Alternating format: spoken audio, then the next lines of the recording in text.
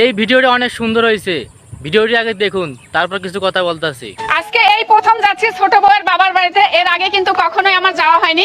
আর ওর বাবার বাড়িতে কিন্তু রাজশাহী, এর আগে কিন্তু আমি রাজশাহীতে একবার গিয়েছিলাম। তখন কিন্তু আমাদের কাকু অসুস্থ ছিল, তখন কিন্তু টিনার বিয়েই হয়নি। সেই সময় আমি রাজশাহীতে গেছিলাম, তারপরে কিন্তু আর যাওয়া হয়নি। মূলত ওর বিয়ের সময়ও যাওয়া হয়নি। বিয়ের সময় কিন্তু আমরা ঢাকাতে ছিলাম। আর এই আয়ান বাবা কিন্তু আমার তখন 1 মাসের ছোট্ট বাচ্চা ছিল, সেই কারণে মূলত কখনোই আমার ওর বাবার বাড়ি যায় মানে হয়ে উঠিনি যাওয়াটা। তো এই প্রথম আজকে টিনা বললো যে আম্মু যাইতে বলছে, তো আজকে প্রথম রেডি হয়ে গেছে ওর বাবার বাড়িতে যাওয়ার জন্য। তাও হচ্ছে কারণ আছে, ওরা হচ্ছে একটা বিয়ের দাওয়াত পাইছি, সেজন্যই মূলত ওই বিয়ে খাওয়ার জন্যই আজকে এই যে রেডি হয়ে গেছে। ভাবিকে এতদিন বলেছি যে আমার আম্মু আপনাদেরকে যেতে বলে ভাবি কখনো সময় করে উঠতে পারিনি, তবে আজকে কিন্তু নিজে ইচ্ছে বলছে যে যেহেতু ভাবি সময় হয়েছে, সেজন্য ভাবি বলছে চলো তোমার বাবার বাড়ি যাই। আমার আম্মুরা তো অনেক খুশি হবে, আর আমার তো অনেক আনন্দ লাগছে যে দুই যায়, যেরকম বাসায় তো আনন্দ করতাম সেরকম বিয়ের বাড়িতে যে অনেক মজা করব। তো সেজন্যই কিন্তু আরো যাওয়ার রাজশাহীতে এই তাড়াতাড়ি।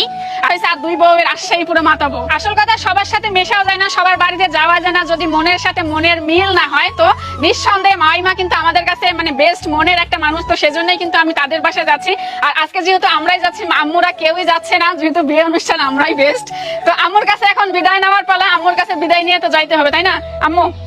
তো যাচ্ছি, আপনি দোয়া করবেন যেন ভালোভাবে যাই।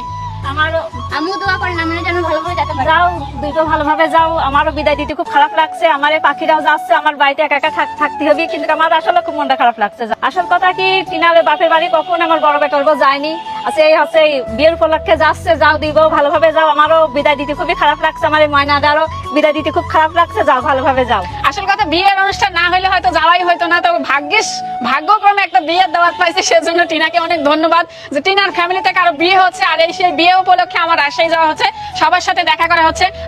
রাজশাহী গেলে বোঝা যাবে যে কে কিরকম, মানে দূর থেকে তো আর বোঝা যায় না, তাই না? রাজশাহীতে ঢুকলে তারপর হচ্ছে মাইমার কাছে গেলে আসলে বুঝতে পারবো যে কিরকম মানুষ, কিরকম খাইতে দেয়, আর আমি কতটা খাইতে পারি।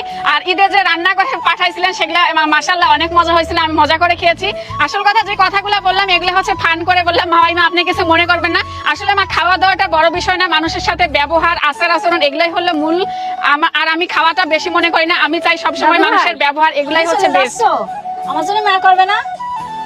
আমার তোমার জন্য যে খুব মায়া করছে, আমি একা একা থাকবো না, তোমার কব নামেন আমার সোনা পাখি। ভালোভাবে যাবা দাদু ভাই।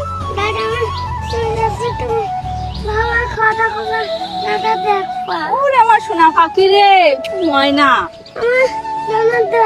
ওরে জান, আমার তোমার জন্য দোয়া তো করি। আমার সোনা পাখি রে, যান যাও ভালোভাবে যাও। দেখতে পাচ্ছেন দাদির জন্য কত ভালোবাসা। আসলে কিন্তু আয়ান মানে আম্মুর থেকে দাদিকেই বেশি ভালোবাসে।